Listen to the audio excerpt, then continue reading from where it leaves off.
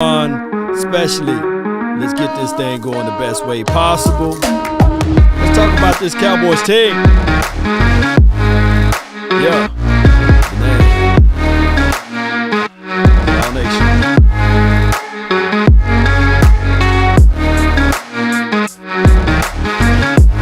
No doubt.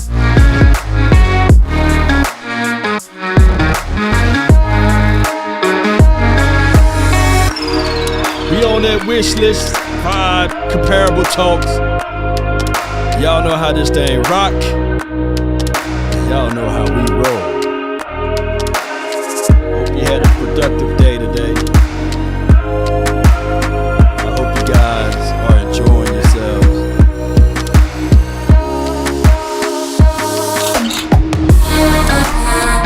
It's your birthday this month. Happy birthday to you all.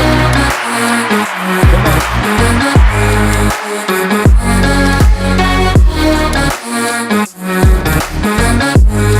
Even in the offseason, you gotta talk about the Cowboys. Those are the facts. Shout out to you, JP. Are you with me? C. Burleson, appreciate you. Shout out to the Facebook gang. Are you not entertained? Are you not entertained? No.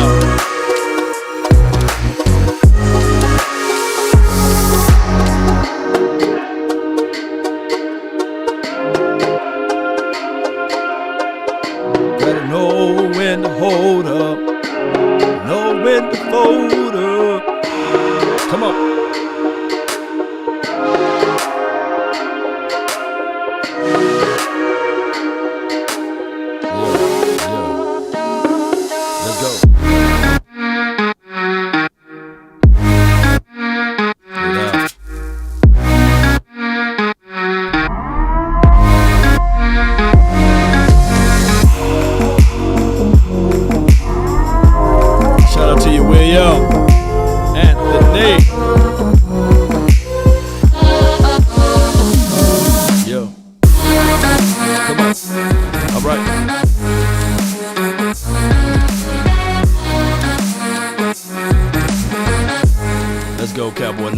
Really appreciate each and every last one of you all for tuning in.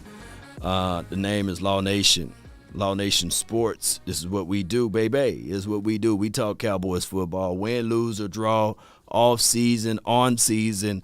Down by 50 points, up by 50. We're going to talk about this Cowboys content. And I really appreciate you guys for rocking with us, man, throughout this entire 2021 season. Now we're heading into 2022 season. It's the draft season for right now.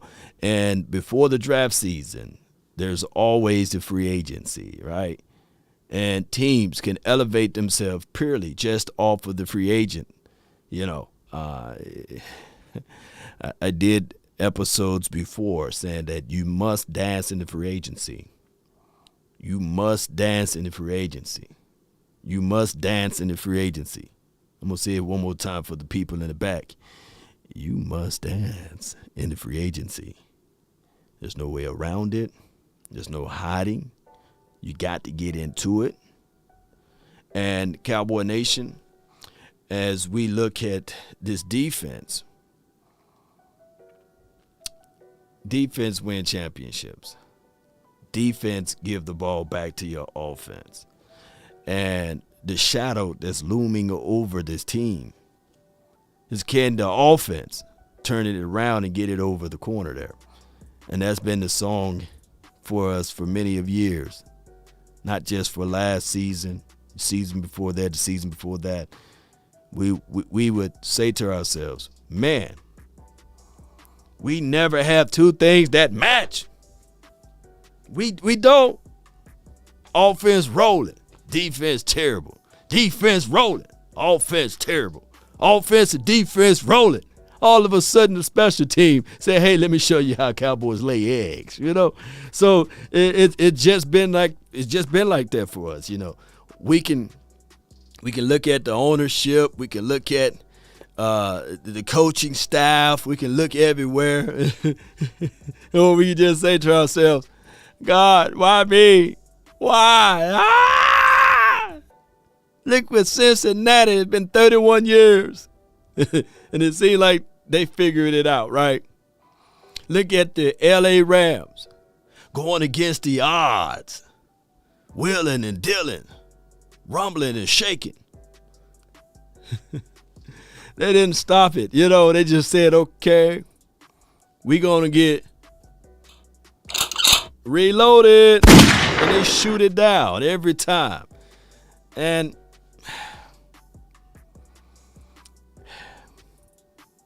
we got to figure this out. At the end of the day, there will be many of people that said, yeah, Lord, we get what you said. Everyone have a reason, but results are what matter. Results. Appreciate everybody for joining in. Shout out to you, Sam. Shout out to you, Asmodeus, BD Gray. Start by re-signing Urban, Anger, and Curse. Well, I got a list, and I got 99 people on this list. Shout out to Pro Football Focus. They got all of the lists of the top free agents. They went and started with 99 of them, and we're going to go down that list, and we'll see if Urban, Anger, Curse will be on that list. But before we get into other conversational piece, let's shout out to Blogging the Boys. Shout out to them. Let me pull this article up. Shout out to them. And be sure to check out them in their respective pages. All right, so this is, of course, you see good old coach right here. You see Dan Quinn, the guy, the minister of defense for us, right? And they said what would be, let me just say this, Dan Quinn offseason wish list. They trying to get into the mind of Dan Quinn, right? And in the mind, they're saying defensive tackle. Show of hands who remember when I said the Cowboys should roll the dice and shake whatever they can to get Jaron Reed last season. I was saying there was two boys that I really wanted. I wanted that Mike Brown kid, big boy, and I wanted, was it Malcolm Brown or Mike Brown? One of those names. I wanted us to either target him or Jaron Reed. Why Jaron Reed?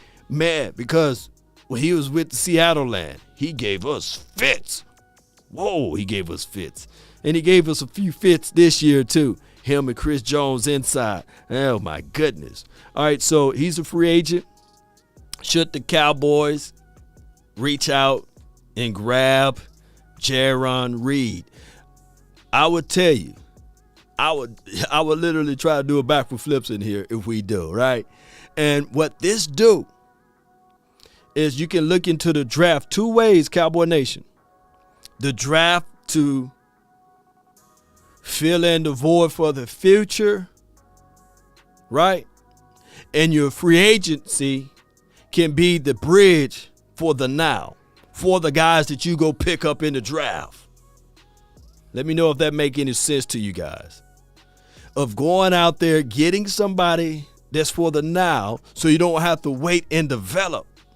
So you have to sit back and say, okay, I'm waiting on this guy to turn the corner. I'm waiting on Big Bo to grow and develop his man body, right?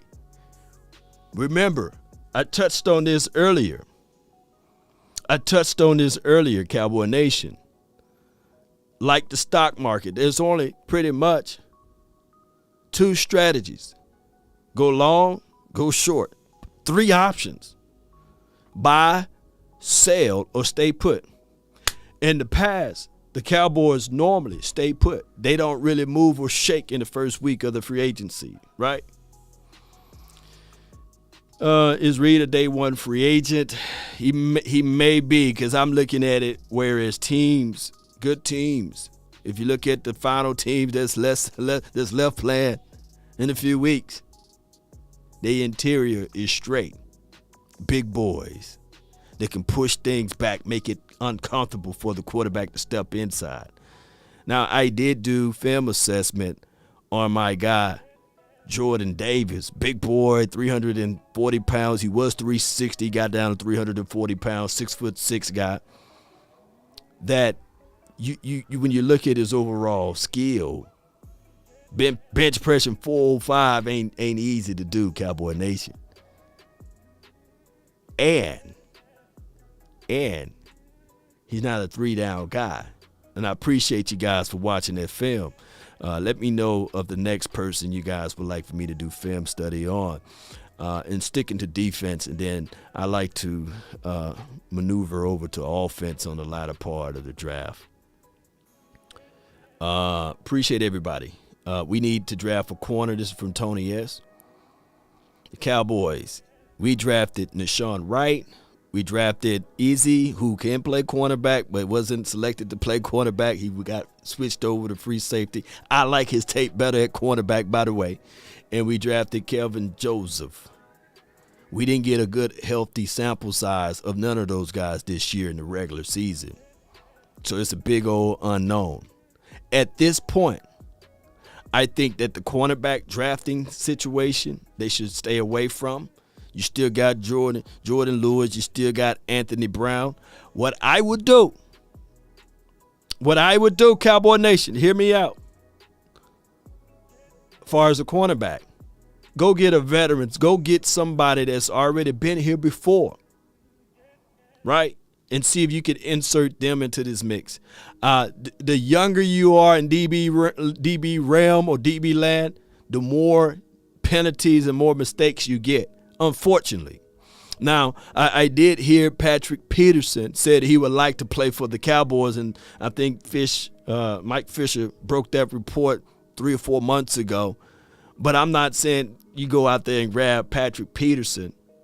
But what I'm saying is that you go kick around and you go look around and see if you can get a veteran cornerback. And he don't have to be long in the tooth. You may have to spend some coins. J.C. Jackson is out there as it relates to a free agent list. Shout out to you, David. Matt, offensive tackle out of Minnesota, I think. David, I'm going to take a look at him. I'm still young on my draft tape for this year. Still young. Diggs, Joseph, AB in the slot. Yeah. I mean, you can roll with that. I'm sick and tired of talking about our mistakes and hoping we wish we need to make moves to spend money and go get them dogs. You mentioned dogs. You know, I love it when people mention dogs. Yeah, I agree. We've been talking about these mistakes for many a moons. All right, so let's look into this list a little bit further on who else they had down here. Of course, they have defensive edge guy Randy Gregory. He's a must-needed implementation for this team. And also they have Trayvon Walker. Who is it with the mindset that you reach down into your pockets and you bring back a Randy Gregory? Because I like Randy. I like what he brings to the table, and I love all of the things that he do. But the level of consistency just wasn't there. Oh, I apologize, Cowboy Nation.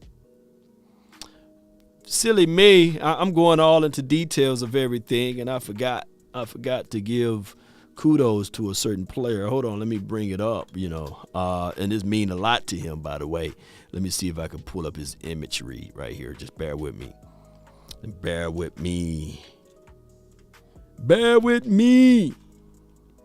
Instead of come with me, Hail Mary, y'all gonna have to bear with me. Let me see. All right, bam, here we go. We got him now. We got him, ladies and gentlemen, we got him, Let me go ahead and pull it up. All right, so I want you guys, if possible, go to Parsons' page and give him a round of applause on IG. I think that this would mean a lot to him. He won the Dick Butkus Award, and that's if anybody know anything about linebackers, that's like the ultimate linebackers of linebackers award. And he won that award, and he's very, very happy about it, and it will be an honor for all of the Cowboy Nation to go to his page to let him know, or his Twitter account. I don't think that he got a Facebook account, and just tell him, man, hey, dog, we really appreciate you, man, for putting it out there. You're playing through the echoes of the whistle, giving us a little hope, giving us promise, man, for the 2022 season and beyond. And hear me out, Cowboy Nation. Hear me out. Hear me out. A lot of this stuff can change just like that with this defense if they build around him. That's why I bang on the table. Jordan Davis. It's not the fact that you want Jordan Davis to get you 8 to 10 sacks, because I don't think that he would give you that. But what it is he's going to demand and require 2. Just like J-Ron Reed, he's going to demand, he's going to require for somebody to say, hey, one-on-one, man, we're going to have to slide some stuff inside. And what do this do? I'm not saying that this kid right here is Ray. I'm not saying that he's Ray Lewis, basically. But what helped Ray Lewis? Haloti Ngata. But before Haloti Ngata, Tony Saragusa, do you guys remember him? I mean, do you guys remember Big Sam Adams? So you want to help. You don't want to hurt. And I'm not saying that Big Bo can't become this big, massive guy. He still got baby fat on him, And I'm not saying that Neville Gallimore can't do those things.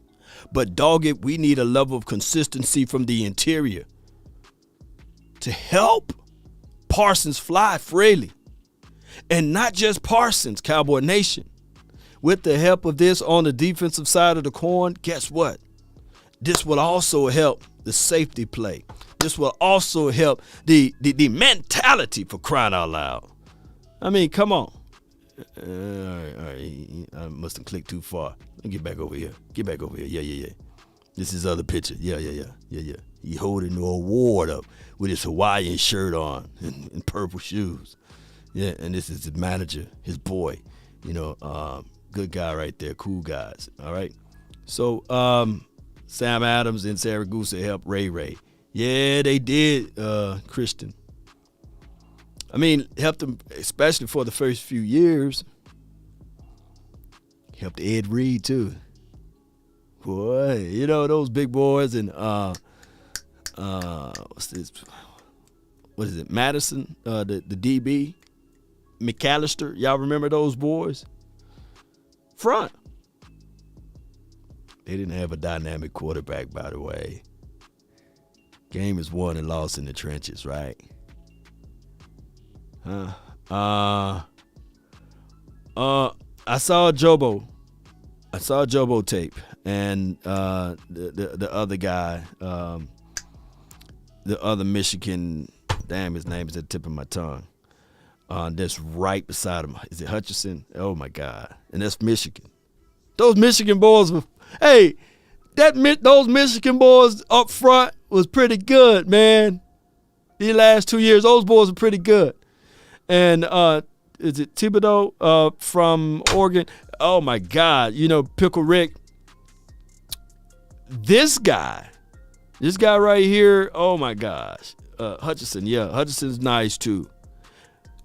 When I look at this 2022 draft, I guess you can say it that way, and we look at the edge rushers guys, Aiden Hutchinson, yeah, and Kiwan, is it Kiwan, right?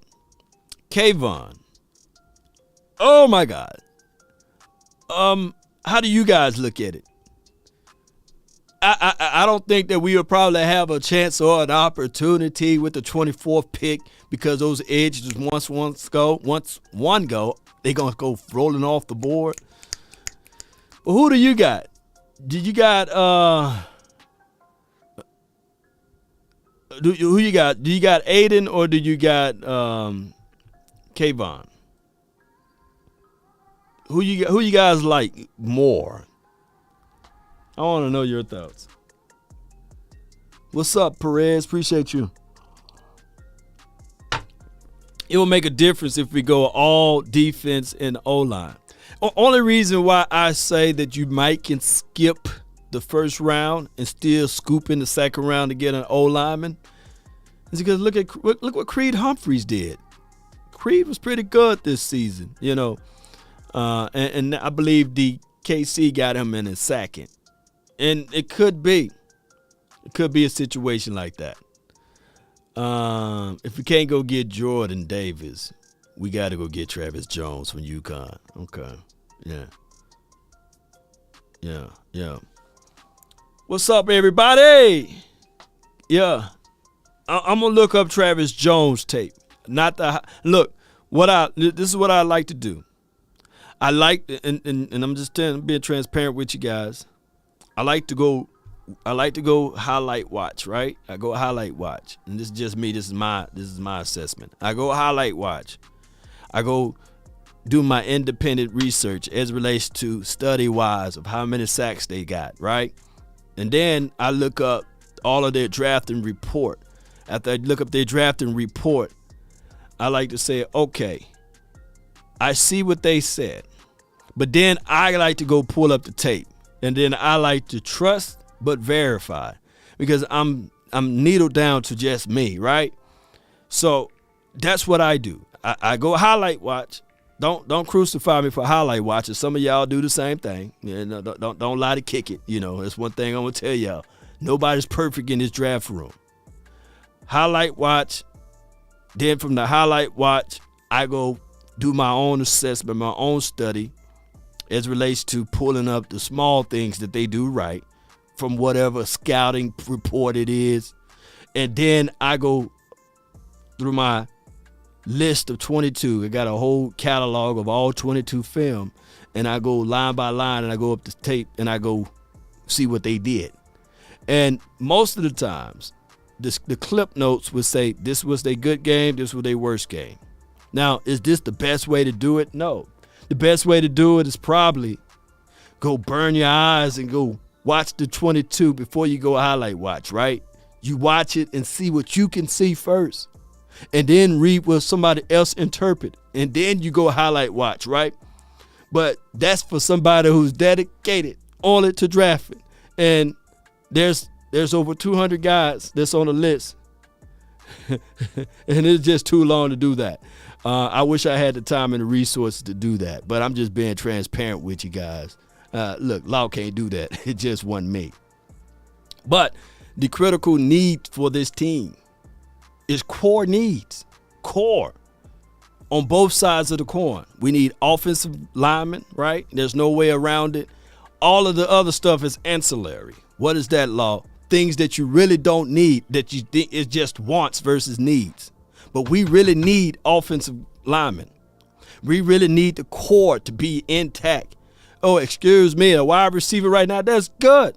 But if you don't have the ability to get the ball to the wide receiver, it means a hill of beans, right? So the game is won and lost down in the trenches. That's why it's so important. It's so important for us to make the proper evaluation from a fan part of it, of understanding who's the best guard, who's the best tackle in this particular draft. Study it twice, 3, 4, 5 times, right? And looking into the defensive side, the exact same thing. The trenches. Why? Because your trench, your guys that's down inside, is going to automatically help out your linebackers. Excuse me, it's automatically going to help out your safety play. It automatically going to help out your DBs. Shout out to you, Kristen. 100% Stephen Jones. Appreciate you. That middle linebacker from Georgia, go get him. Yeah. Now, while I was watching the Jordan Davis film, I saw 17. Is it Nakobe Dean, right? My only when the opposition get their hands on him, he get washed out, right? Now, he's quick, he's rangy. I like that out of his gameplay. But without those big boys up front, don't mean a hill of beans. We need some guys that can get their hands inside and move these players around. Jameson Williams would be fun. Run and shoot. Yeah. I mean, I'm not saying that you overlook your draft board and say, okay, well, we only need offensive linemen, but you got to stay true to your board. You do. But back to this, I think it was right here. They had linebackers, Kiwan Alexander. You know, you guys remember him. He used to play for the 49ers, and he went over to the Saints. He would be a good guy that you can pick in and bring in And I think that he would do a better job than what we've seen out of Keanu Neal. He'll bring forth a better job than what we've seen out of Keanu Neal. And what we do, we play so much nickel anyway, right? That we're looking for a solid linebacker to help out Parsons. We may already have it in the house with Jabril Cox. But one can argue that Jabril Cox this season, this was his red shirt season because he really didn't get a chance to play multiple games. All right, so Stefan Gilmore, you guys remember him. If we don't get Stingley, you know how that goes. I think Stingley will be gone before that time frame, but the draft is always a crazy one, right? And we look into this Stefan Gilmore. We've been talking about him for many a moons, but you guys know how that goes. Marcus Williams, and then if we compare that up with Daxton Hill, that will be life like this. I wish the raindrops would fall. That would be a nice situation. Good leader as well. Shout out to you, Twin Empire. Thank you, man. And you talking about, is that the name? Look, is that you, Ryan? Let me go back, dog. Is that you? Twin Empire, is that you? Is that a new name for you, bro? Is that what you went with? Let me see. Post something again, man.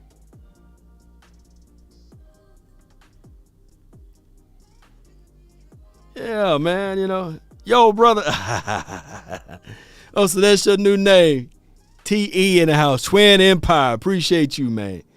Shout out to you, and brother, I love you, man. You know, I know. Look, I'm surprised you're here, man. It took me a couple of days to get right, man, after my Cowboys lost. Yeah. They're like, Law, you all right? People inbox me everything. You okay, Law?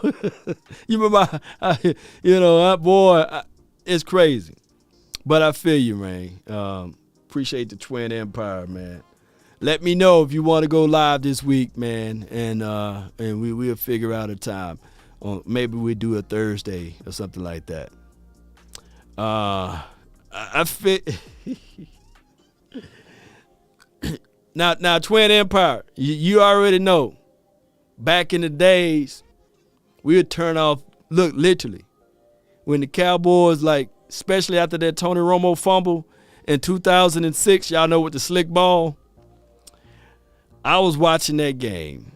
With some family members, and one of the family members was a diehard, like, Green Bay Packer fan, and they were watching the game with me. And when Tony Romo fumbled that ball, oh my gosh, I literally didn't turn on the TV for like 2 weeks. Oh my gosh. Tyler Lindenbaum, yeah, that would be nice, man. Shout out to you, Sheila Neal. Thank you for jumping in. Shout out to all of the mods too. QBO88, appreciate you. Boy, my goodness. Over the course of the years, I got a little immune to some of these losses because the Cowboys, we figure out ways to lose in the worst way. Oh my gosh, we lose in the worst way. And everybody, the craziest thing of it all, if you're a Cowboy fan, you would know that everybody would remember your number. Everybody remember your number. And back then, we had the flip phones back then. And it was no caller ID. It was just basic, whatever Nokia family plan that you had. And people would call you, bro. And you would just be like, hello? And they'll say, how about them Cowboys? See, I think we got it better, in this modern day time, because you can look at the call ID and they got the mem thing going around and everything. But it's all good, though. Y'all get what I'm saying. So let's listen to some of this audio about, the comparable talk. And, of course, if you are a Bengals fan, if you Bengal Jerome, let me know. I doubt it, if there's any Bengal fans here. And we're going to get right into the nuts and bolts of everything, and I'm going to try to be objective as possible. So how close are the Cowboys to this level of competition? They were, of course, a playoff team. They saw the 49ers a couple of weeks ago. It's a very fine line in the NFL. Can y'all hear the audio? Heck, I bet in Cincinnati they weren't dreaming about a Super Bowl last year. They knew they had a guy, but they also only won 4 games last year. Yeah, and this is probably deserving of a longer segment that maybe we'll do Super Bowl week, taking a closer look at the two teams that are there, the Rams and the Bengals. But just jumping off the screen at me this weekend and last weekend, I see what the Cowboys don't have. And we can start with quarterback. Ooh, they started with quarterback. All right, so just to say this, man, I used to love prank phone and call people. Yeah. Oh, my gosh, man. And that run from, look, literally, we were the laughing stock of the NFL for like that 03, like that 02, 03, 04, 05-ish. We were the laughing stock, right? You know, with the whole situation with the coaching and we finally got Bill Parcells. He was trying his best, right? And then when 06 hit, we hit this magical run and we was like, yeah. But it was the inverse. It was just enough hope. It was just enough hope for us to be like, yeah, but then, y'all hear me out, 06, 07, 08, 09, all of those years had such a high expectation because of after 06. And my goodness, if you guys didn't have gray hair, or if you guys didn't gain a little weight for depression, or if you didn't start picking up a habit of drinking, you did between that period of time. Because think about it. 07 was the year, right? We had everything clicking. They fired a coach or what have you. Well, the coach walked away from football, and it was Camp Cupcake. And then people were saying maybe the Cowboys were just being too. Maybe the previous owner was, well, not the owner, but the previous coaching staff was too difficult and rough on those boys. It just had them boys too emotionally drained, right, or mentally drained. And then when 07 hit, that's 13-3, baby. Oh man, that's 13-3. I mean, we was literally killing well, I ain't gonna say that word. I take that word back. Facebook, don't flag me for that because I can't say that word. We was literally just dominating everybody, you know, and it was good. It was good. And what happened was, y'all know, that was the Cowboy year. Right? Oh, my gosh. But let's listen to these boys, man. I hate to bring back the past, but let's listen to these boys. And we can start with quarterback. That guy, I don't know how we all feel about Dak anymore around here. I think we all think he's good. But when I watch Burrow and when I watch the throws that Stafford is making and some of the quarterbacks last weekend, are we still... It's a little frustrating to see Burrow in his first full year make it to a Super Bowl. Yeah. Dak is going to turn 29 this summer, I think. Something like that. I think he's 28 and he'll turn 29, or he's 29, he's turning 30. The time is now for Dak, and yet we all couldn't figure out what happened to Dak the last 2 months of the season. And all right, so if you are, you know, and I get great deed of hate mail for supporting the quarterback here, and I'm going to continue to support the quarterback because he's the quarterback of the team, believe it or not. But objectively speaking, if you're still Team Dak, type 4 in the chat. I just want to see where y'all at with Dak Prescott. And some of my closest compatriots are sitting there like, you know, I'm really not Team Dak anymore, you know. And I'm Team Dak Prescott for until he's gone. But I do have this objective thought right here. If the Cowboys do decide to help this team out tremendously, the best way would be for, hear me out, don't shank me with the butter knife, is first and foremost look themselves in the mirror and say, okay, with Dak Prescott, we love his intensity, we love his fire, right? I don't think that anybody outsweat themselves in practice like Dak Prescott. The guy is crazy, working out crazy. Right? So if they do decide to keep Dak Prescott, which they are, Cowboy Nation, then they must make it such a situation whereas they challenge him. You look at Doug Nussmeier and say, hey, we like what you bring it to the table, but it wasn't like with John Kitna. I think that you put in a coach that can hold him a little bit more accountable. That's the first plan of action. The next plan of action would be this right here. And I'm not hating on Dak Prescott, by the way, but will be to squeeze him with a veteran quarterback. I said this in my video that I posted this morning. Bring in a veteran quarterback. Yeah, Cooper Rush is cool and all, but bring in a veteran quarterback. Somebody that can also challenge the quarterback coach, the offensive coordinator, because it appears that Kellen Moore is going to be here. I know that him and the 49ers offensive coordinator, they're battling for that job in Miami. So we'll find out what will be the precipice of, whatever they do decide to do with that. But bring in a veteran quarterback that can say, no, this is what we do against this particular defense. No, this is what we need to do in this particular situation for this outcome. That would really challenge the offensive coordinator and also challenge the quarterback coach, believe it or not. There's nothing wrong with going with a veteran guy.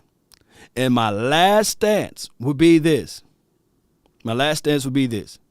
If you're feeling froggy about your quarterback, and I love seeing all of the fours in the chat. I really do appreciate that. That let me know that people are still fighting the good fight along with me, right? And I'm not a Dak Prescott apologist, by the way. I'm a Cowboys apologist, if anything. The last thing would be, if you're feeling froggy, there's nothing wrong with drafting a quarterback every single year. There's nothing wrong with drafting a quarterback every other year, by the way. Because we all know that, come on, man, we got Benjamin Anthony DiNucci, and I don't think that Ben DiNucci is the answer. Just like if you guys don't believe Dak Prescott the answer. If Ben DiNucci is still on this team, then we need to unlock a real reality check of saying that, come on, are we doing what's best for the Cowboys, or are we just trying to stroke some egos with this thing? So, my guy Sam said he put some frogs in there. Froggy frog, baby. He's froggy. He want to jump. But is that fair and balanced? I hope that you guys look at me being objective, fair, and reasonable. Because what would be unreasonable, if you don't change nothing, if you go into the 2022 season and say we're going to keep everything the same, now that's insanity. If you look into this thing, and I'm just trying to tell y'all the real talk now, if you keep Doug Nussmeier, if you keep Dak Prescott, and you keep Cooper Rush, and you keep the offensive coordinator as it relates to Kellen Moore, you keep everything the same and say, okay, it's just going to work itself out. No, you bring in something to trouble the waters just a little bit, right? Let me know if I'm wrong, and I will walk this statement back. But I just believe that you got to look at Dak Prescott, and you have to say to yourself, looking into the mirror, and say, okay, something changed. Whether it's him trying to fight through an injury, or whether or not he didn't peak as it relates to what the coaching staff is trying to put out there. And that's just all I'm saying, baby. So we're going to listen to the rest of this. Please trouble the waters. Yeah, Gina. Yeah, we got to, right? Sometimes, Gina, and I know you're on the same page. Live in a beautiful house, probably. Sometimes you rearrange the furniture, make it look appealing, maybe something different. Maybe you say, okay, we're going to do reconstruction on the house. We're going to kick down this wall, make it a better entranceway, make it a more of an open concept. You try to change out some things, right? Hannah says, la. This man played after a devastating accident. I agree. I absolutely agree. he did some things before I hit play that I know a third of you guys wouldn't do. Some of you guys twisted your ankle 2 years ago on the basketball court and never picked up the ball ever since. This dude had the bone protruding through the skin, coming up, and the only thing that stopped it was his socks. Right? And then on a compound injury like that, you got to fuse it. They say you got to break it back, and then you got to mend it together with rods.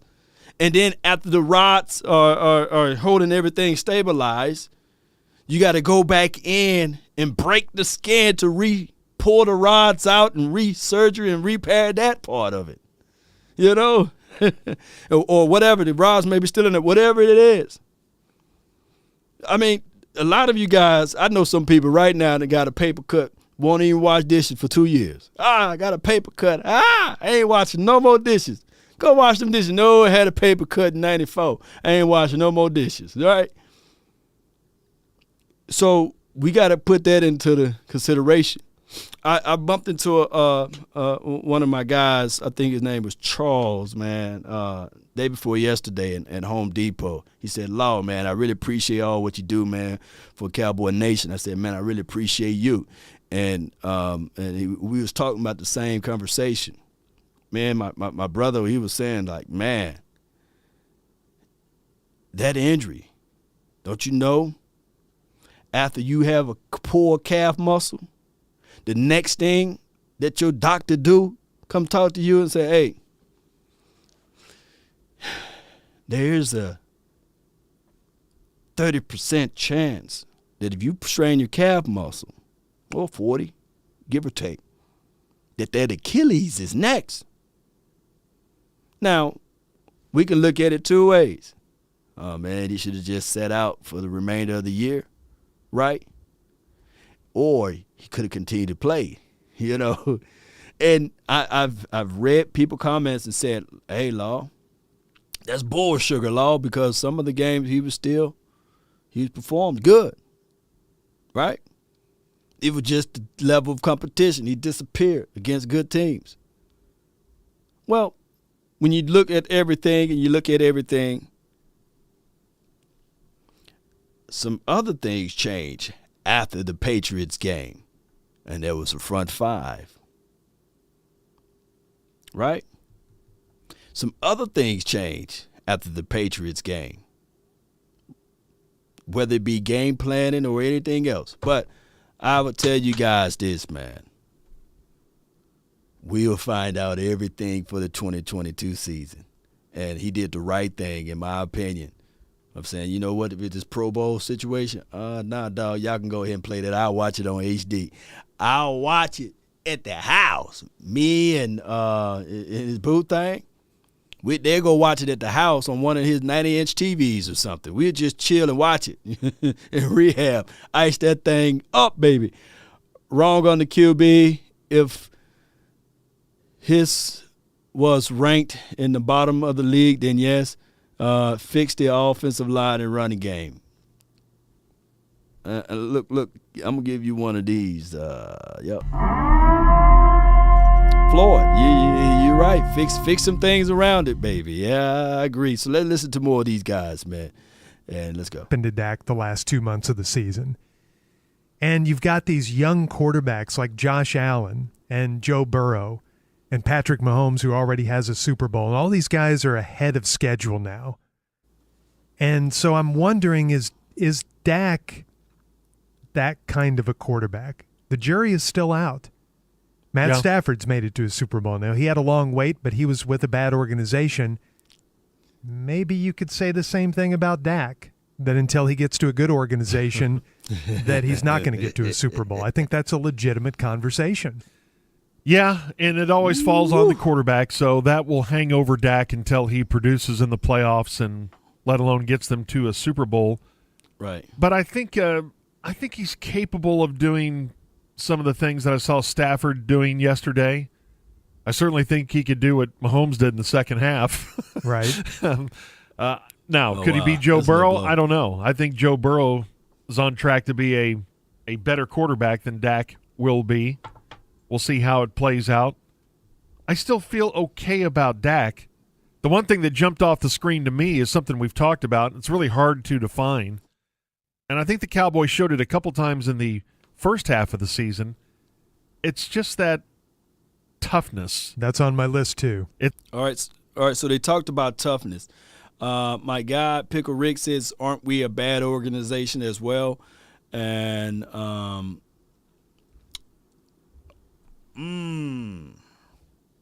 what's the difference between the Detroit Lions and the Dallas Cowboys since 1996? Can somebody break that down? And which organization is good or bad or indifferent as far as your opinion of everything? Shout out to you, JT. What's the difference between the two organizations? Objectively speaking, by the way. And I really want to know your thoughts. Right? So we can go tick for tack for this and that. But what's the difference? It's that, we're down, but we're going to make some plays. We're not going to turn the ball over. We're not going to commit penalties. Sometimes it's mental toughness. Sometimes it's physical toughness. It's a hard thing to just, accurately define. But those teams that we saw yesterday, heck, the teams we were seeing last weekend, I think have a higher degree of toughness than this team. That's on my list too, and there's no doubt Dallas is not a tough team. For example, the Rams are kind of seen as this, they got a bunch of big names and they're all sizzle kind of roster, but how did the Rams end up winning that game yesterday? Their run defense got tough and stuffed the San Francisco run game. Yep. Dallas can't do that.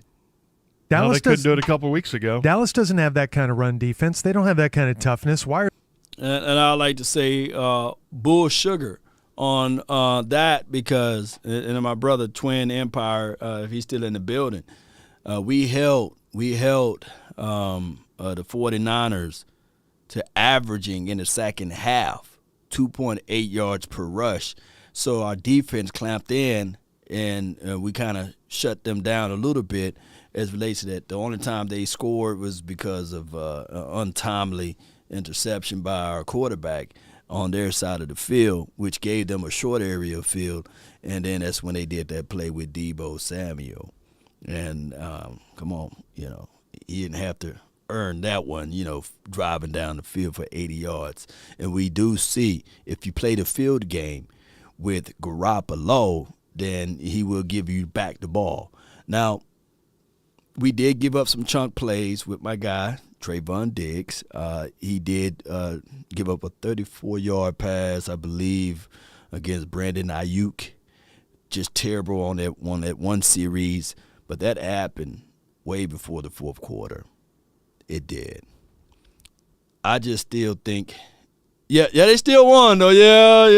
At Perez, they still won, But I come here to tell you guys that if you manage the game properly from the evaluation from the coaching aspect of it, even in this particular game, the Dallas Cowboys versus the 49ers, it still come down to the last play. It still come down to the last possession. And I believe through coaching and through a complete team awareness, if you are managed right, these games in the playoff, if you think about it, they come down to the last possession. Cincinnati, it came down to the last possession, right? Versus the Kansas City Chiefs. Came down to that. The 49ers versus the Rams, it came down to the last possession. Remember, the 49ers was up 17. They was up by 3 points. Up by 3. And the ball was in the hands of Tart. If he catch that ball, they would not be mentioning Matthew Stafford. Stafford and all of the weapons and all of the money and all of the investment that they did. All of everything. What Cooper Kupp did would be washed away. It would have been It would have been one of these things. Bruh. So everything goes down to one possession. And the team that's prepared the most and can make that necessary play can spread legacies. Can help quarterback. Quarterback get viewed in a whole different spectrum. And we playing the if game, right? Let's go. Let's listen to Are the 49ers here? Why did the 49ers beat the Cowboys and advance all the way to the NFC Championship game? Because they're tough. They're probably the toughest team in the NFL. I think they are too. They just don't have that quarterback to go with it and some other things. But Dallas is missing more than San Francisco. Dallas is missing more than the Rams. Dallas is missing more than Cincinnati. Yeah! Before we leave the Yeah! Yeah, this is some good news. Wait. I'm happy now. I just wish my young guys. Oh my God. Let me see if yeah. Yeah, who let me go to his count right now. Oh yeah. Oh my gosh. Yeah. Look at me. Let me tweet that and retweet myself, Let me go right here. Let me type in. Let me look him up. Yeah.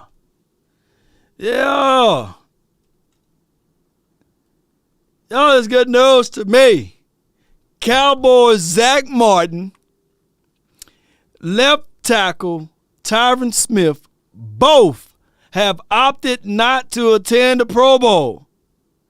And the team announced, so it will be Parsons, Trayvon Diggs, and Anger, and CeeDee Lamb.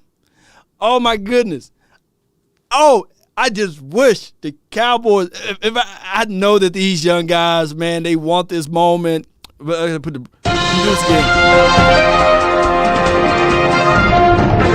Breaking news. Yeah. Oh, my gosh, man. This is why I love it so much, because if these guys can have this concept of, man, bump these Pro Bowl games, man. You guys, look, you guys been living off of our namesake and ratings and all of this stuff. How about I wish that none of the Cowboy players attend to this Pro Bowl game? But I get it. Parsons and Diggs, they both young, man, and they want to have a good time. It'll be in Lamb. I know all three of those guys. But, man, I will be so excited if the Cowboys organization, the players, band together and boycott the Pro Bowl. Don't y'all know? Oh, my goodness, man. I would come on this thing and I'll cry. Oh, my goodness, man. I wish none of those guys show up. I've been saying this, what they love to do is they talk negative about our team all year long. And then when they get down to Pro Bowl time, now they glow talk us. They start talking positivity. They start saying, hey, the Cowboys organization, the billionaire Jerry Jones, he put together this marvelous team, and they gonna have it. We Super Bowl favorites for next year. And I just wish we just take that shine and rip it out from them, because they don't deserve not the Cowboy players, but the media using and spotlighting the sign of the helmet and talking all glowingly about us dead. But when they get to the regular season, they trashing us. They talking bad about us. They saying that we this, and they sully our name. They calling us soft. They calling us weak. I wish that those boys band together and say, you know what? We will play a scrimmage game right here at Texas Stadium or at Plano, or we'll open up an open practice to the fans or whatever it may be, just for us. And I guarantee you it will have more ratings than that Pro Bowl. I can't stand that Pro Bowl. I can't stand it because they tried. Shout out to Dak Prescott, shout out to Tyron Smith, and shout out to Zach Martin. I wish all of those players say, you know what, we ain't attending that game. No, we're not attending. until y'all change the aficionados. Look, have y'all noticed when you're watching the playoff games how those flags wasn't going left and right, how no other team had 14 penalties, how they wasn't calling holding calls? You know what I'm saying? It's just crazy. I just wish all of these guys, oh my goodness, sit it out for the Pro Bowl. Ooh, stick it right to the NFL. The Dak conversation, some of it is on Dak. I think I'm with you in that I still feel pretty good about Dak. Yeah. But, man, he's got a lot to prove. These other quarterbacks are proving it a lot faster than Dak is. We're still waiting on Dak as he's pushing 30. Yeah, D-Shift, they let him play. I literally counted, and I said, man, that's the longest zero I ever saw in my life. I mean, literally. I think it was the 49ers versus the Rams game. 0. Hut. First down. I'm like, whoa. But when it got down to 0, it was when it got down to us, when that thing hit 0, it was flags everywhere. Let me find something yellow. Play clock 1, 0. You know, y'all see that? I was sitting there like, wait a minute, that's a quick 0. 1, 0. It was this flag, Flag City. We're still waiting on Dak to prove it, and we haven't seen it yet. So the jury's very much out. But is it because of his offensive coordinator? Is it because of his offensive line? Why am I seeing in these 2 weekends Cooper Kupp yesterday with 11 catches, OBJ with 9 catches, Kelsey with 10 catches, Hill with 7 catches? Why did almost every team in these last 2 weekends show that they can get the ball to their best receivers, but Dallas couldn't do that in the second half of the season? That's a really good question, and I think it probably falls a little bit on the offensive coordinator / and the head coach. I think if he came here as a guy, this guy knows offense, as the head coach, couldn't you say, hey, I don't know what you're calling over there, but could you maybe get the ball to that Lamb guy? Would he say, hey, I'm sending the calls in, the quarterback's not seeing them? But then that eventually it's up to Dak. He's got to make those plays. Or is it on those receivers? Are they overrated? Maybe. I think we do overrate them a little bit because you look at Nah, we ain't going to play that game. No, we ain't going to play that game. Now, can we get a little bit better quality out of their route running? I'm quite sure we can. But you guys know when we talk about overrated versus underrated, you got to do plays that put these boys in lights and positions to shine. Even if it's putting the guy on a wheel route, right? Even if it's putting the guy in motion and putting the ball in his hand as he reverse sweep the thing. You can't wait until like the second quarter and say, hey, we want to do this. And the craziest thing about it, reason why they say change of pace, and I don't want us to go into the 2022 season with these same bevies of excuses, right? Because that's what it's going to sound like. At the end of the day, heavy is the crown of the quarterback, right? Because he's going to get majority of it, which he should, right? That's just how it goes. But somebody need to be in those production meetings and saying, hey, this stuff ain't working. These are my top 10 plays that I like to run. And we got to run these plays. Hey, Coop, we got to put the ball in the belly of you on this end around. Or, hey, we're going to pass the ball behind the LOS. We're going to do a doggone trick play now, instead of waiting too late to do it. Get these guys active, get these guys involved, and on top of that, run the freaking ball. They playing quarters, they dropping 6 DBs. They got 6 DBs on the field. Run the ball. Tack it on their outside edge. Sam says Dak missing open guys. I give you that. Dak did miss some open guys, but in quarters defense, can somebody explain what is quarter defense? It is designed to do what? Because what will happen is in that same defense, it appears that this guy is open. Oh, he's open on the 7. You got a guy hanging right over. You can missile that ball in. It's easy to point it out on the all-22. That's why I was so adamant about saying to Kurt Warner, who is nice, he called it fair balance. But I wanted Kurt Warner to break down Aaron Rodgers' film, not to say that Dak Prescott is Aaron Rodgers, but to also showcase to everybody that, yeah, what you think that's open, nobody, it's not open because they took it away. Aaron Rodgers, I don't care if it was -1 degrees. That guy was wide open at the top. If he dropped back and hit him instead of the underneath guy, it would have been Green Bay versus the Rams in that final game or what have you. But even Aaron Rodgers, who is elite, by the way, missed it. Matter of fact, let me pivot a little bit and talk about the elite quarterback. The elite quarterback, not Aaron Rodgers, because we know he's elite. Let me see if I can find this clip on Pat Mahomes of what they did in the second half. The Kansas City Chiefs in the second half, the defense on the Cincinnati made the adjustments. Instead of trying to get pressure on Pat Mahomes, we dropped 6 DBs. We dropped 6 in coverage. Confused the bejesus out of Pat Mahomes. And what happened to Pat Mahomes? Oh, he looked very pedestrian. He had to figure that thing out. And they only rushed for it. Let me see if I can find that clip. Oh, my God. I hope I can find that clip. If I can find that clip, it's going to be nice if I can find that clip. I know I had to go. Y'all bear with me while I pull this up. I'm going to let these boys talk while I look for this clip. Would you rather have this crew or what Cincinnati has? Would you rather have this Cincinnati crew or what the Rams? How about the Rams' backup tight end, Blanton? Right. You know? Yeah, when Higbee went out yesterday, I thought they were doomed.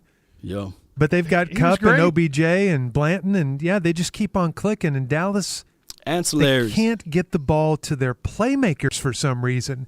And no one is buying the excuse, well, they're taking away Cooper or they're taking away Lamb. Every team wants to take Cooper Kupp away, but he still gets 10 catches a game. Every team wants to neutralize Kelsey, but he still gets 10 catches a game.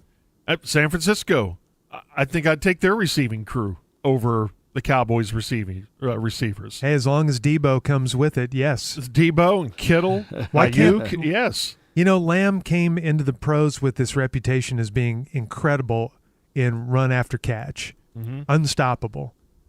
Advantage Samuel on that.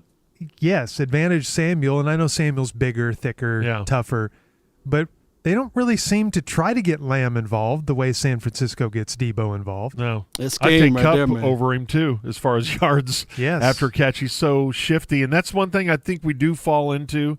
Look at these receivers and Gallup, and, boy, you bring in Cedric Wilson. That's good. That's a good thing to have, but everybody in the playoffs is going to have the same thing, if not better. Mm-hmm. So all of that makes me wonder if Dallas is really as close as some looking people for that audio. at the Star Y'all would bear like with us me. to believe. Jerry thinks that they're close, and he wants to bring back his coaching staff. And on Friday, David Moore reported this with us on the Ranch Report. He had just talked to Jerry. And David was telling us about what Jerry had told him about why he didn't publicly endorse Mike McCarthy as returning as his head coach. And this is some of the most confusing Jerry speak that I've ever heard. And I'll read from David's column. He said that not responding to direct questions about McCarthy's status was calculated, according to Jerry. Jerry said the conclusion some drew that he was leaving his head coach to twist in the wind was wrong. That's totally incorrect, Jones said. Totally incorrect. We were working very closely together to get Dan Quinn to stay here and to keep the continuity of our staff. Whether we were right or wrong, we made the decision to keep it quiet. All right, so that's them going over some old stuff there. Shout out to 1310 The Ticket. My thing is, I just believe if the Dolphins don't sign Kellen Moore, we'll bring in everybody back the exact same way. Now, there's two folds to this. I don't think that Kellen Moore is a finished or a done product. I think that he's a guy that's learning while he's on the job, and this will be his 4th year calling up plays and going through the rigorous challenge as relates to being an offensive coordinator in the National Football League. You got to figure out counters. You got to understand discipline as it relates to running, especially your offensive line, the front five. You want chemistry with those guys. You can't play musical chairs with them. So that's why I was so excited with Zach Martin taking his Pro Bowl off, and as well as with Tyron Smith taking his Pro Bowl off. Let somebody else get into that voided spot. Rest up, be ready for 2022 season. And when we talk about running the ball, two things that I would like to say. When Ezekiel Elliott had the PCL tear and he continued to play, there's somebody in the locker room as it relates to the coaching staff have to go to Ezekiel Elliott and say, hey, we like you, but we love you more if you are able to play in the playoff. Not this beta mentality of saying, okay, you the leader of this team as it relates to offense production out of the running back group, and we continue to put an injured player out there. And one can talk about the level of production. It was just skittish ever since then too, because you got a running back who's injured. I get it. If he is the best blocker out there, then that should be shame. Let's put this out there.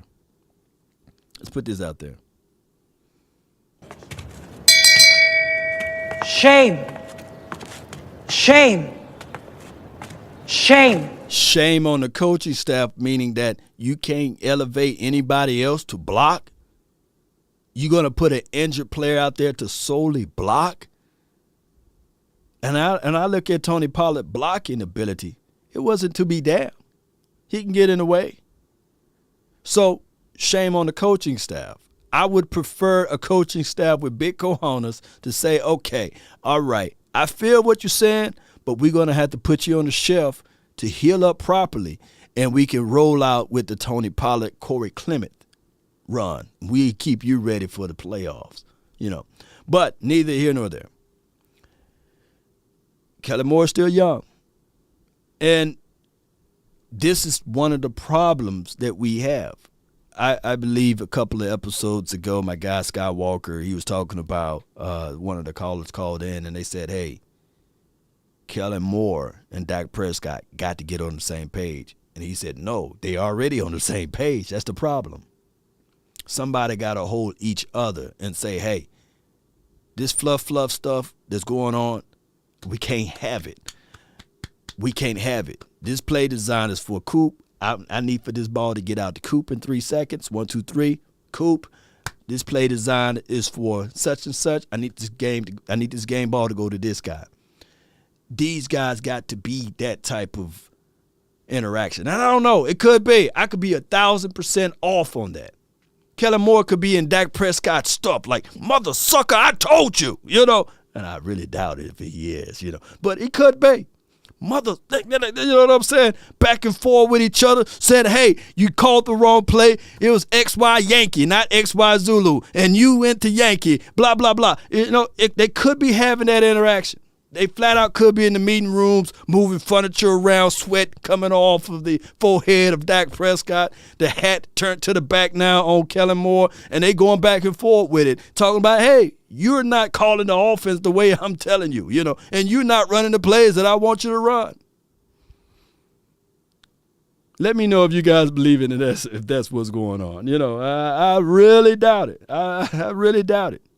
And that is what an old, experienced offensive coordinator will hold each other accountable in those type of likes. And on top of that, somebody need to move their rate around as it relates to the front five. Offensive line. If he don't feel comfortable with his offensive line, somebody need to speak up. The discourse. I believe what Michael Irvin said, the disorder leads to dysfunction. And dysfunction leads to disruption or chaos. Hell no, this is from Jamal. Yeah, ain't nobody call each other out, man. LB is needed too. Yeah, you're right. Yeah, that would surprise me. Oh, man. Let me see if I got this. Let me pivot a little bit. Y'all okay? Y'all want me to keep going or y'all want me to stop it? It's 5:15 where I'm at. Y'all want me to keep going? Y'all, are y'all okay? How many people we got watching? 213, 231. All right, let's see. And was it just because? You look like a big guy. Were you a player? No. Not that often. Right. It's usually, honestly, if people recognize me, it's because of the media thing. Yeah. If you're You know hosting what I like mean? Dan Patrick or Not something. like chocolate chip ice cream and like. Let me see if I can fast then forward to this part. I'll do like $1 million he would make. Like that doesn't played by that game, and I'm not talking about. All right, let me rewind. Gary Jones interviews on this radio station, the Mike McCarthy twisting in the wind. Apologize. I love that. Like, I'm glad he apologized. Let me see if I can He find is this out smart enough to realize that You needed to be cut? I'm fine trying to look for the audio.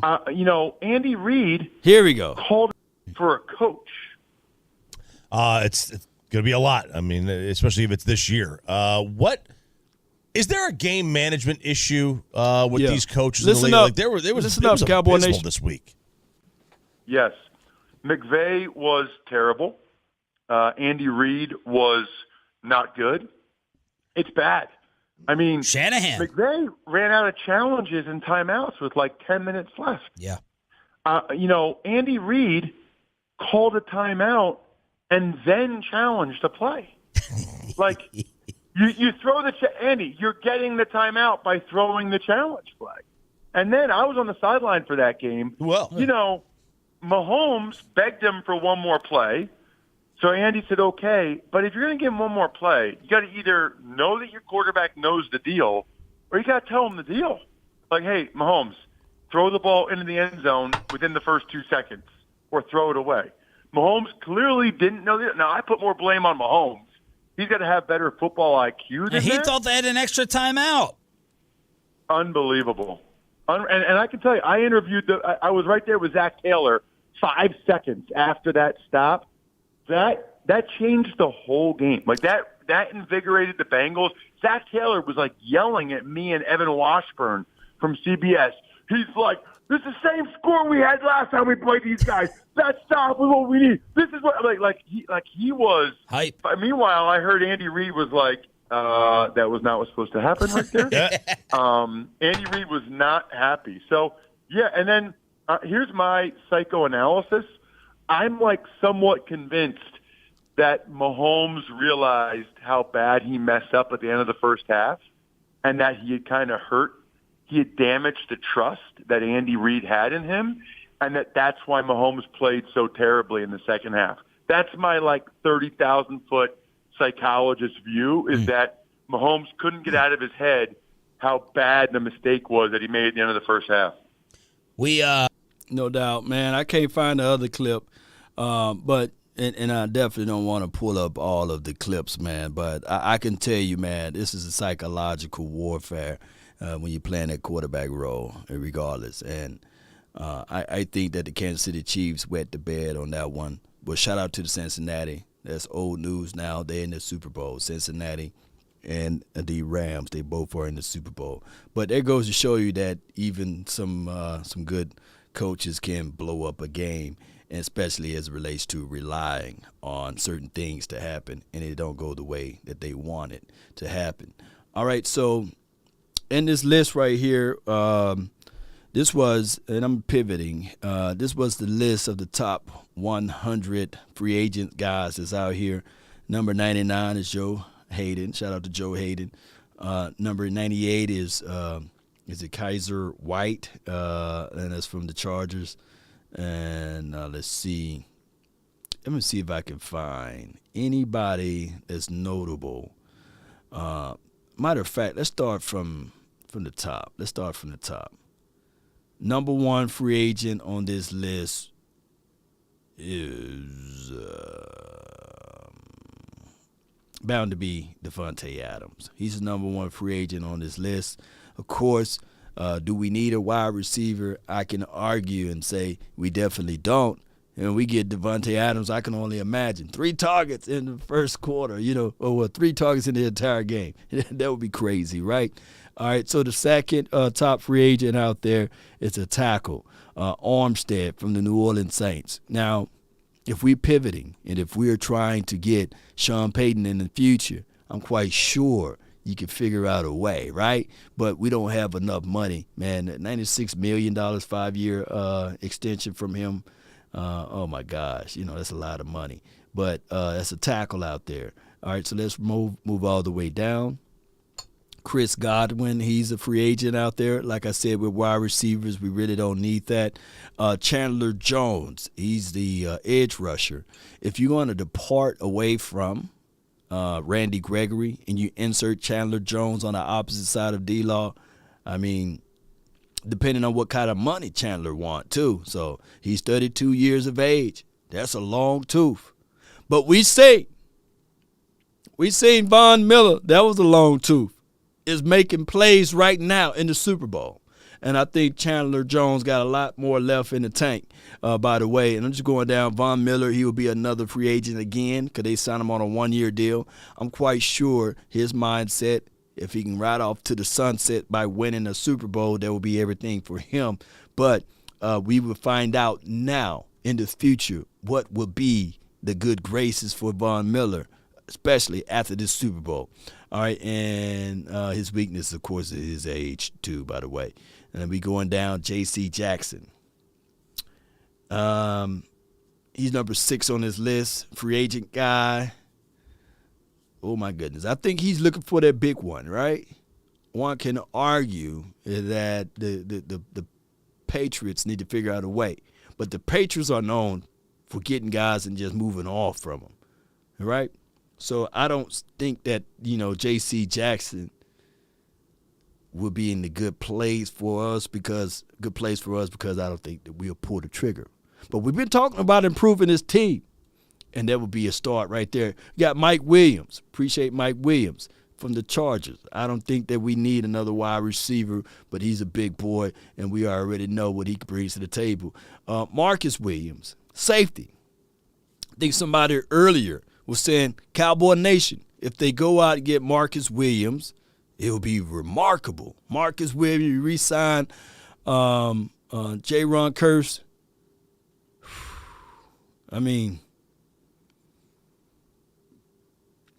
that would be nice. Let's move it a little bit further. Orlando Brown.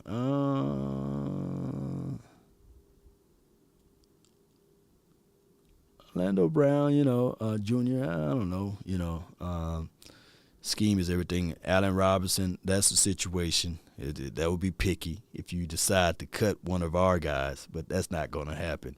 And I like all wide receivers already. Wide receivers are what they are. Jesse Bates, I think that the Cincinnati Bengals will find a way to secure him out of this free agent list or what have you.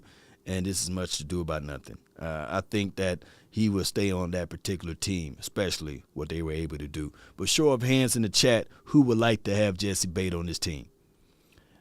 Those Top Chef guys, we shop at the bottom tree, the Dollar Tree. Sam, this is wishful thinking, by the way, right, Sam? How about Anthony Hitchens? Proud of it, that dude. Yeah, I think I need to reach out to my guy, Boss Cowboy, and as well as Big Game James in the OC, and we go over all of the guys that used to play for the Cowboys that went on to another team to win a Super Bowl or what have you, or to do good things at another team. And I'm quite sure that you guys already have that list, right? It goes all the way back from, Chris Canty. Y'all remember Chris Canty? DeMarcus Ware? Oh, my God. It's a long list of guys who left the Cowboys, went elsewhere, and won one. Did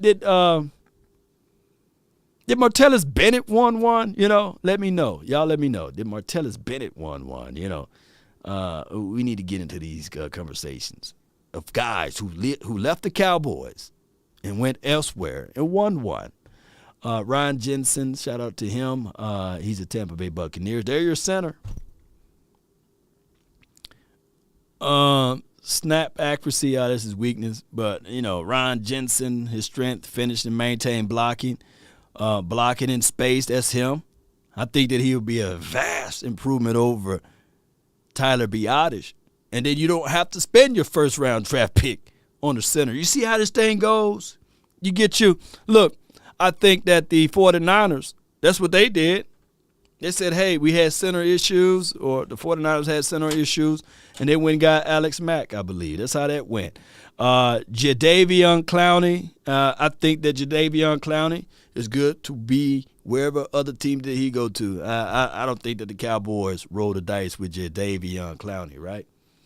Randy Gregory, he's top 14 on the list. And y'all know how Jerry Jones and Stephen Jones do this, right? They say, yeah, we made some movement in free agency. We've signed our own guys. You know, out of this list, would you rather sign Randy Gregory or go with the 13 other guys that I just went over? The Cowboys every offseason, though. Every draft pick is the best ever. This is Runt Dog. No,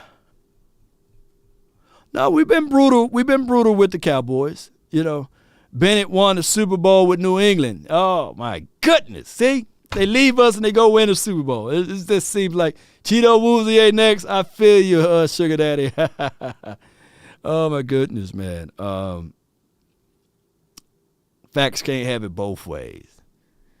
Patrick Thompson says, hey, let's go with the 13 other guys versus Randy Gregory. Yeah. Keep signing the same guys that haven't won jack. This is from John. And that's their philosophy, too. That's just their philosophy. They're in-house. We build them in-house, and we're going to roll with the guys that we trust in-house, outside of the guys that leave the house for some strange reason to go win a Super Bowl. Oh, my gosh, man. Low-key, I believe in the hearts of hearts, if Dez Bryant was silent, and I'm not throwing any shade at Dez. I love my guy Dez Bryant. I love his interactions. But I believe if Dez, hear me out, was a quiet one, he would have been on one of these teams in the Final Four, games in the Super Bowl. Well, Final Four games in the championship. I think that either the Rams would have gave him a cup of coffee. I think that or Green Bay would have gave him a good look. Or who else? Cincinnati, they were just too young with their guys. But I'm quite sure Kansas City Chiefs would have gave him a shot. But I think that they probably read his comments and stuff like that. Not just what he said recently, but throughout the course of his career post finishing up with the Cowboys. And that's just how this thing goes. Dez wasn't washed. Right. And that's my whole point of saying that. You know, you look at the talent level, man, and you say, man, I'm quite sure somebody would have rolled the dice on him, man.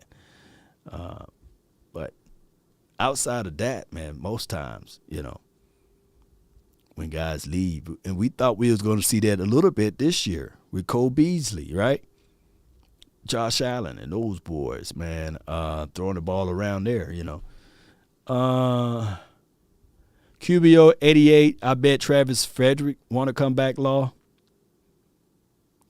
I hate to bust your bubble, but Travis Frederick is no longer 300 pounds, man. He lost majority of that weight back.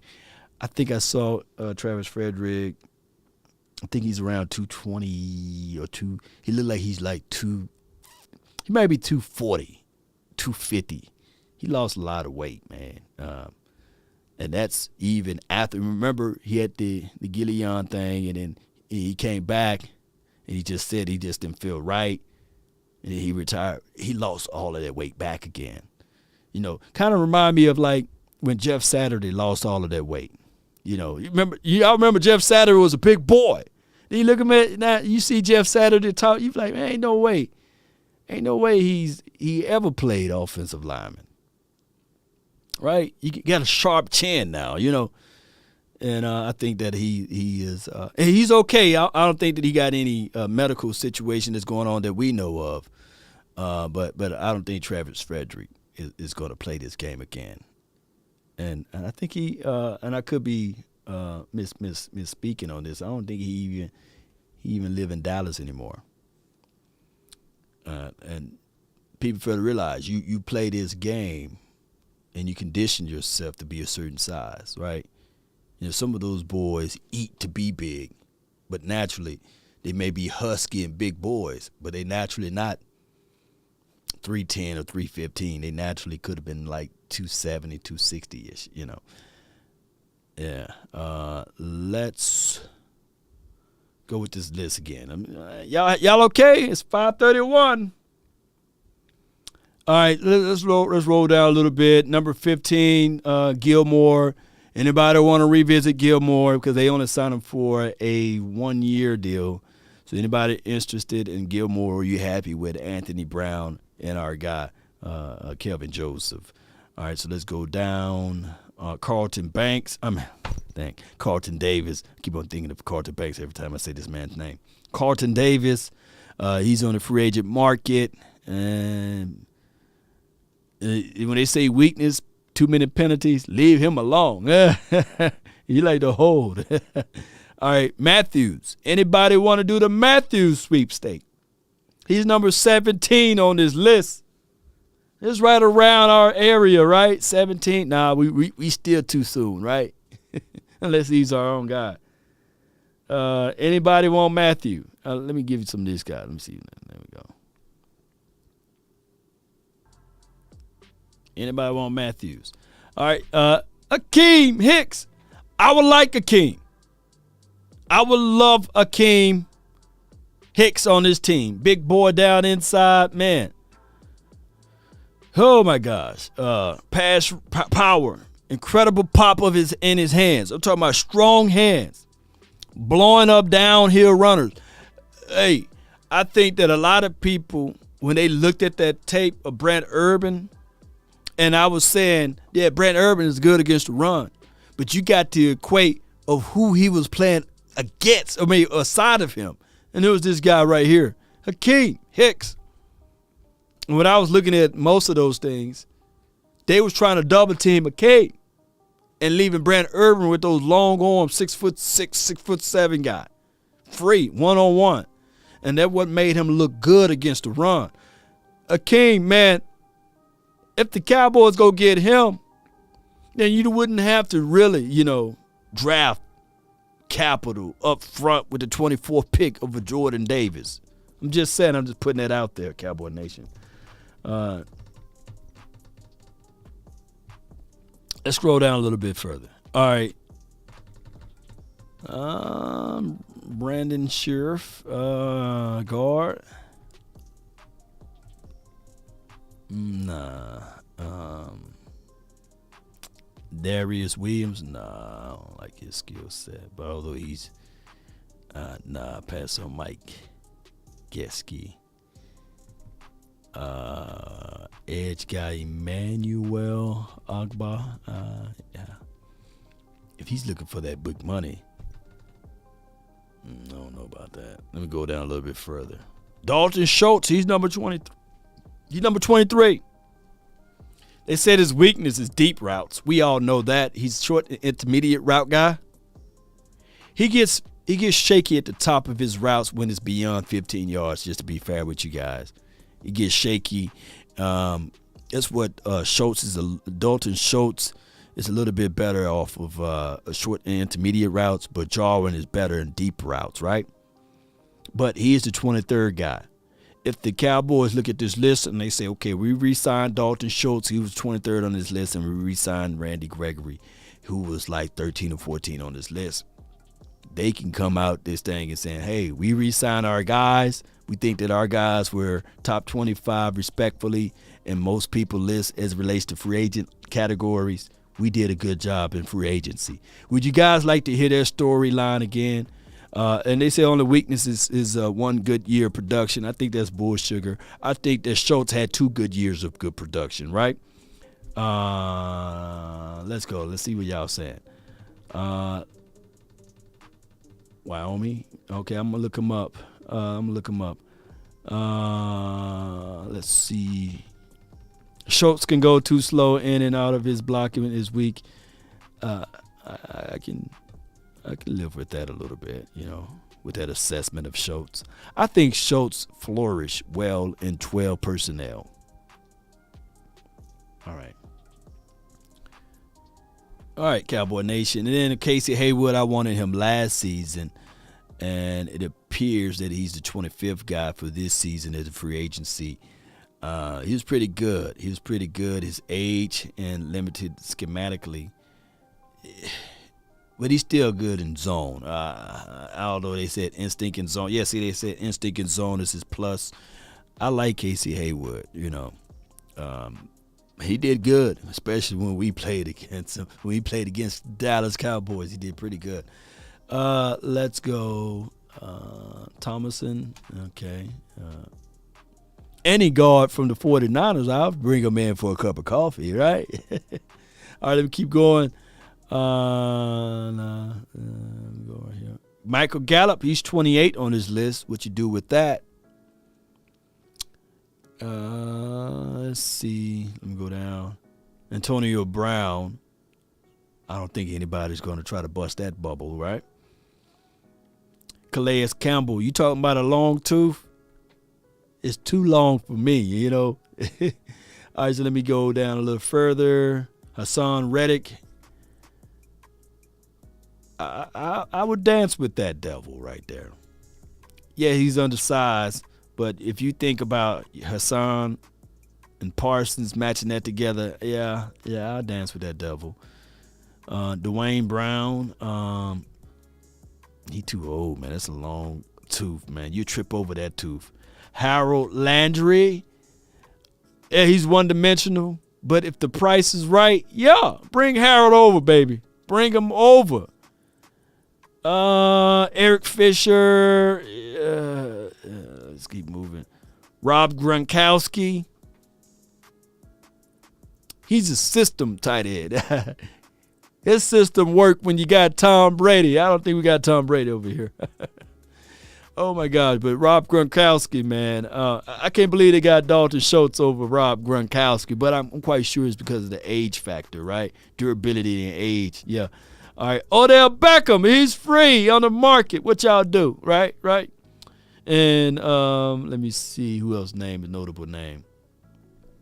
If the Cowboys sign back Connor Williams, what would you guys do? He's number 38 on this list. Grunk is gone, man. Grunk about to follow Tom up out of here. Yup. Yup. That would be his wise move, baby. All right. And one more. We're going to look at one more guy.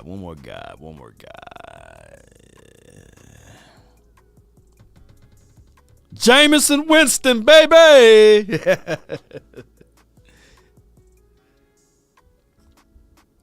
Would y'all entertain Jameson?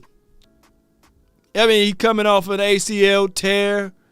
You bring him in. You say, hey, Dak, you got Jameson right behind you, a former first-round draft pick. You better be careful. Juju Smith-Schuster, Who else we got? David Njoku.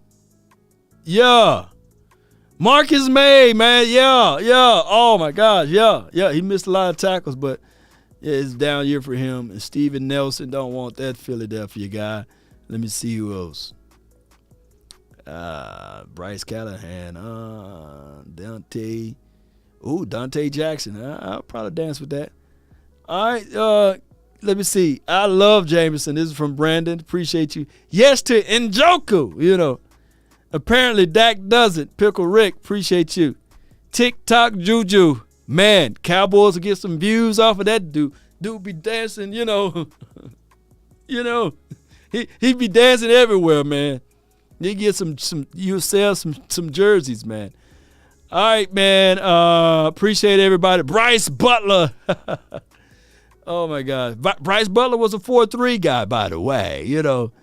Gallup is gone. Oh no, What's up with you, SoCal? Appreciate everybody, man. I know you guys are traveling, coming off of work. I normally don't be live around this time, but I'm gonna get up out of here, man. I done stuck too long around here talking today, and I really appreciate you guys. How this thing go. Let's stay focused. Let's stay rooted in, and shout out to everybody whose birthday this month. My birthday is tomorrow, baby. I can't wait for my birthday. Oh my goodness, man. I still might go live tomorrow. I still might do some work tomorrow. But I might just take a whole day off and just reflect and just sit back and chill. I don't know, man. I don't know what I'm going to do with myself, man. But I appreciate y'all, man. One love to all of y'all.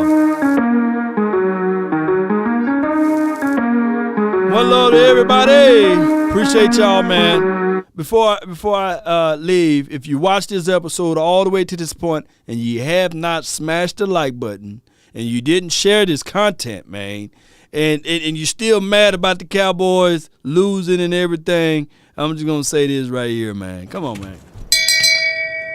Shame. Shame. Yeah, man. Yeah, Shame. that's why I'm getting up out of here, man. Y'all okay, man. Y'all wasn't feeling the energy today, man. I feel you, but that's okay. That's okay. Life like this, I wish raindrops would fall. Come on, baby. Papa Nose, yeah, I gotta go there. Shout out to everybody, man. One love. Shout out to everybody who shared the birthday with me. And shout out to all of the February babies. We born in the month of love. Cause we love to love. Huh? We love to love, huh? How about that? Come on. Still young, baby. Yeah. Come on. I love this beat, man.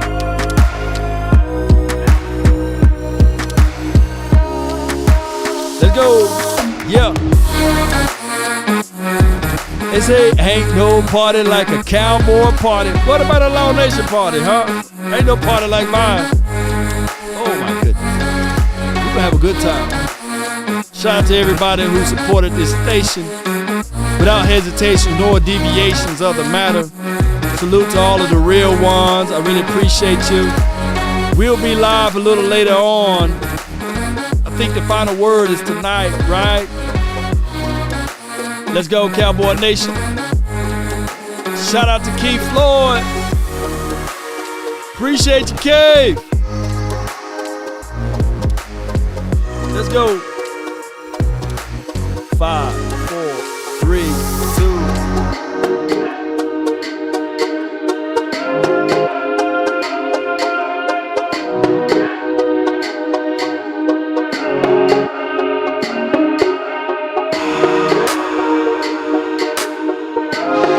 Shout out to you, Terrell.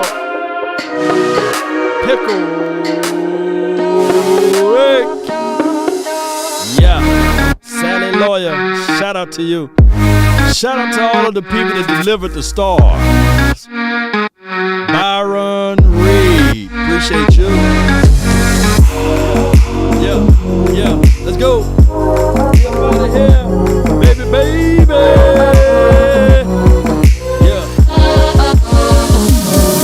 Yep. Hey, party like a Law Nation party. Yeah. Dak Prescott, pick your mother head up. Pick your head up, Dak. We're gonna be back on this thing like 4 flats on a Cadillac with the chandelier.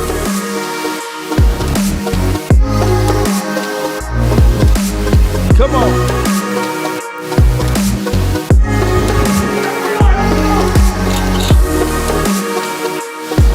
Chin up, yo. Let's go, baby. Thug love, baby. If we up out of here, what love?